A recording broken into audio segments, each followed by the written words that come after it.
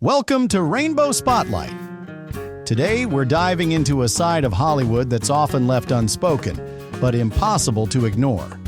These 5 TV stars might not have shouted it from the rooftops, but their energy, their style, and their characters sparked a movement. From haunted glances to bold fashion choices, they shattered old-school definitions of masculinity and gave queer-coded magic to an entire generation. Some fans felt seen for the very first time, without a single label being said out loud. So buckle up, because today, we're revealing the queer-coded TV icons you didn't even realize were setting the trends we live for. Drop your country below. We love seeing how far the Rainbow family reaches. Let's get started. Star. Jacob Elordi, the queer-coded dream who redefined rebellion. Before Jacob Elordi was a household name, he was just another tall, handsome Australian trying to break into Hollywood. But little did the world know, he wasn't just bringing good looks to the screen. He was about to redefine what quiet, conflicted masculinity could look like for a new generation. Jacob exploded into pop culture with the Kissing Booth series, playing Noah Flynn, the classic bad boy with a hidden soft side. But it was euphoria that shifted everything. As Nate Jacobs, Jacob crafted a character so layered, so tortured, that he became a living symbol of queer-coded energy, intense, vulnerable, hyper-masculine on the outside, but deeply fractured inside. He didn't need to spell it out. Every glance, every moment of hesitation, every brutal outburst wrapped around a secret no one dared to name. The tension was palpable, and fans, especially queer viewers, felt it immediately. Was it deliberate? Jacob never said, and that was the power of it. He played Nate not as a villain, but as a human being, flawed, fragile, and fighting battles even he couldn't name. The result? A character that transcended labels and ignited endless conversations about hidden queerness, toxic masculinity, and how internalized shame can destroy lives. But Jacob's impact didn't stop on screen. Off camera, his presence challenged norms in quieter, subtler ways. He didn't rush to prove his straightness. He embraced fashion that blurred lines between masculine and fluid. He spoke about vulnerability, mental health, and breaking free from rigid expectations of what a man should be. In an industry that often demands clear labels, Jacob stood firmly in the gray zone, and in doing so, made space for others to breathe easier. For queer-coded fans, especially young men navigating a world that still wants to box them in, Jacob's work felt like a permission slip. A reminder that masculinity isn't about domination. It's about authenticity. That softness isn't weakness. That you don't owe anyone an explanation for the complexity inside you. Jacob Elordi didn't just act, he cracked open conversations that Hollywood, and the world, desperately needed to have. And maybe that's why his influence feels bigger than any role. Because long after the credits roll, he leaves something behind. A blueprint for a new kind of masculinity. One that's beautiful, messy, unspoken, and revolutionary in its refusal to be simplified. Drop a 1 if Jacob Elordi's quiet rebellion made you feel seen, even when no one said a word,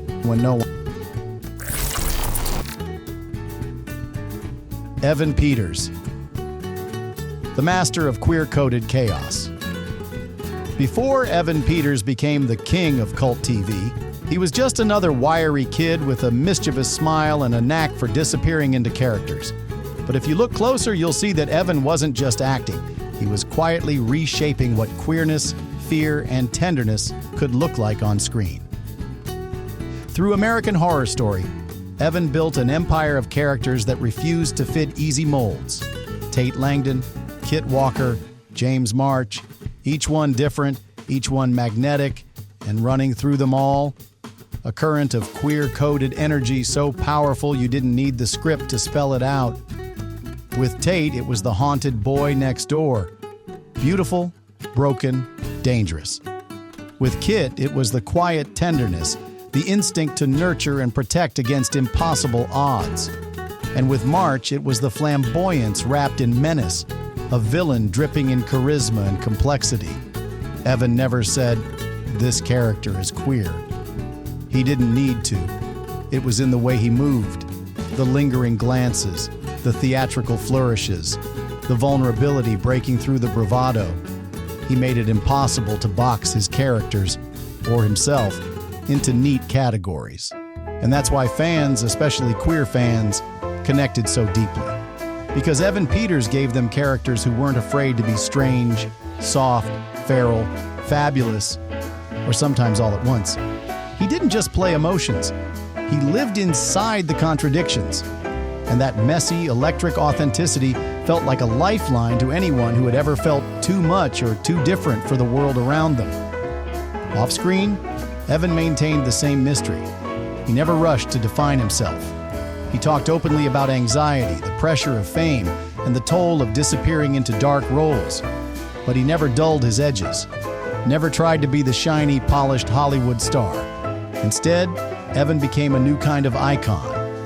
Not because he was loud, but because he was unafraid to be unsettling, tender, chaotic, and human.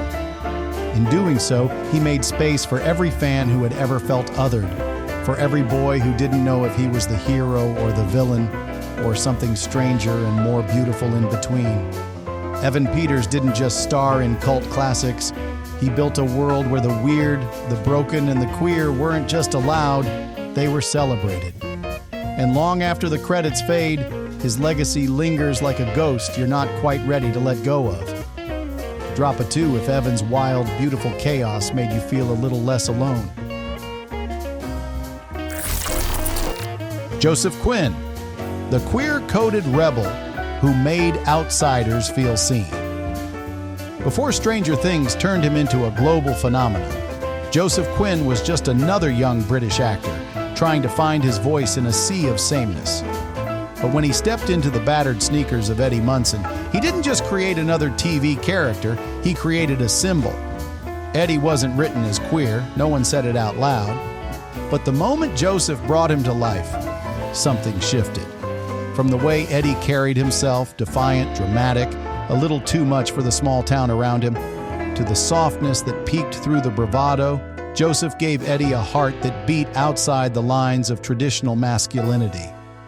The hair, the rings, the exaggerated strut, the secret tenderness, fans saw it immediately.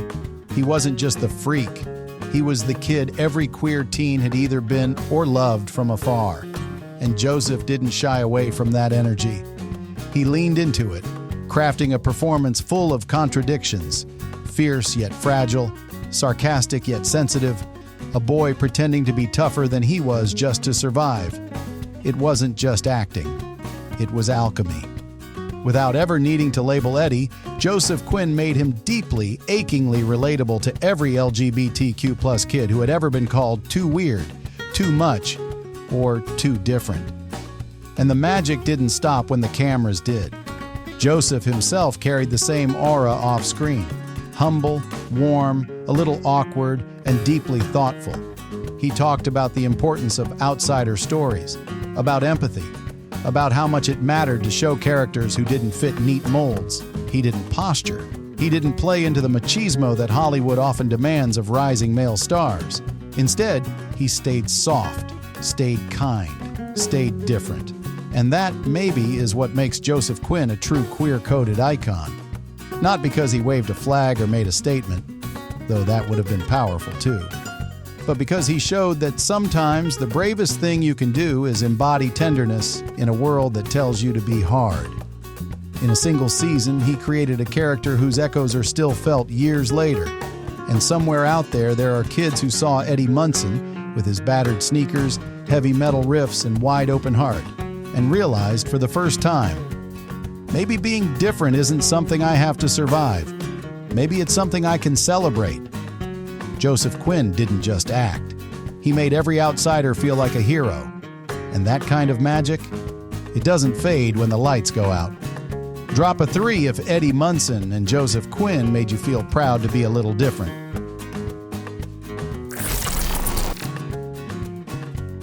Hunter Doohan, the soft-spoken star who made queer love mainstream.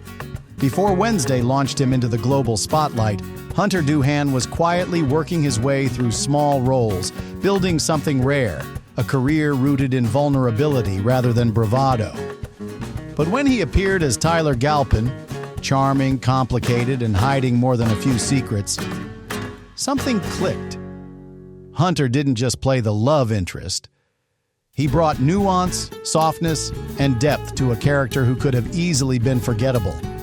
And in doing so, he captured something the world was hungry for: a new kind of masculinity, one that allowed for fear, tenderness, and hidden layers beneath the surface.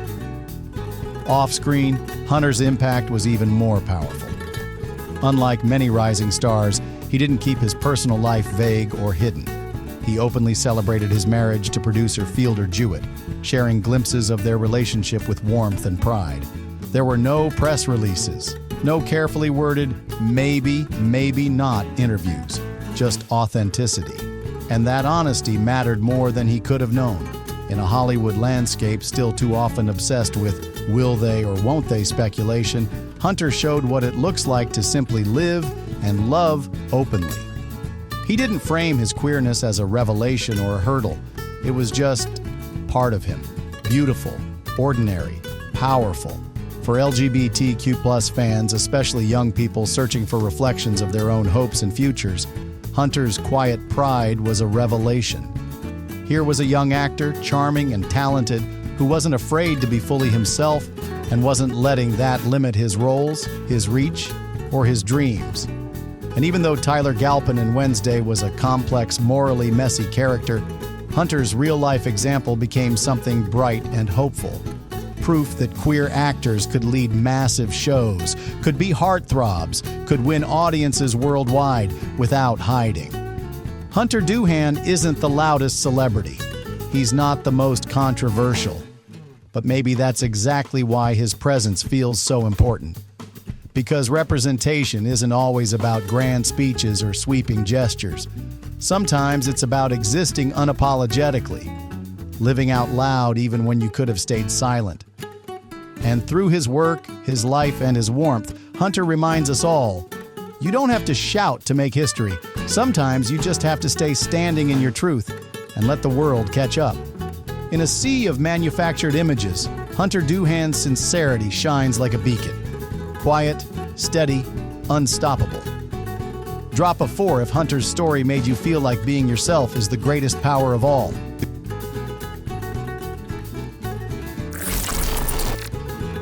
Finn Wolfhard, the indie prince who queer-coded a generation before he became a Gen Z poster boy, Finn Wolfhard was just a scrappy Canadian kid with a skateboard, a love for indie music, and a dream too big for any small-town stage. But when Stranger Things hit the screens, Finn's life and pop culture changed forever. As Mike Wheeler, Finn wasn't your typical teenage hero. He wasn't the strongest or the bravest. He was awkward, sensitive, a little messy, and it was exactly that vulnerability that made him magnetic, especially for fans who rarely saw boys allowed to be soft, scared, or tender without losing their dignity. Even before Finn took on roles that explicitly played with queer coding, like in It and Ghostbusters, Afterlife, his energy on screen spoke volumes. He portrayed characters who loved deeply, hurt openly, and never apologized for it. And for so many young LGBTQ+ viewers, that was radical. Here was a boy who didn't perform toxic masculinity, who wasn't afraid to cry, to hold a friend's hand, to believe in magic and friendship with the intensity of someone who hadn't been broken by the world yet.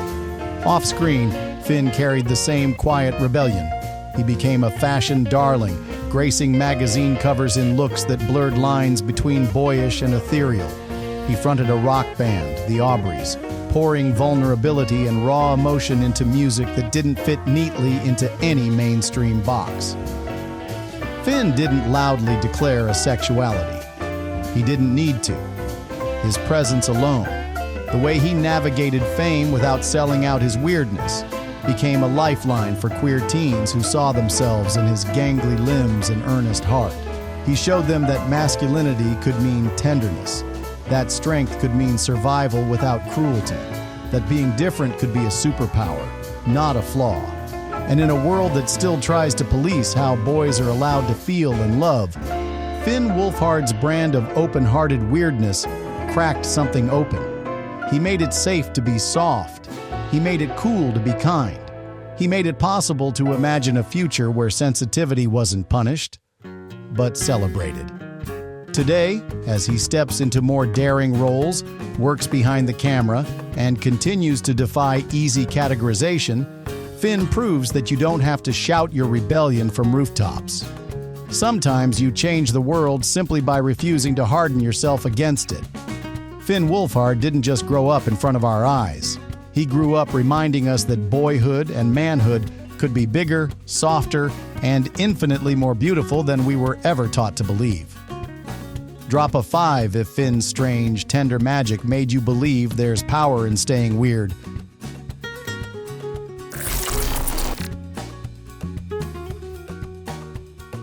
And there you have it, the rebels, the dreamers, the soft-hearted warriors who refuse to fit into anyone's box.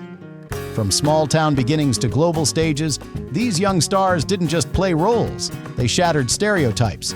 They redefined what strength, beauty, and masculinity could mean for a whole new generation. Their courage wasn't always loud. Sometimes it was as quiet as a lingering glance, as powerful as a song lyric, as simple as living authentically when the world expected masks.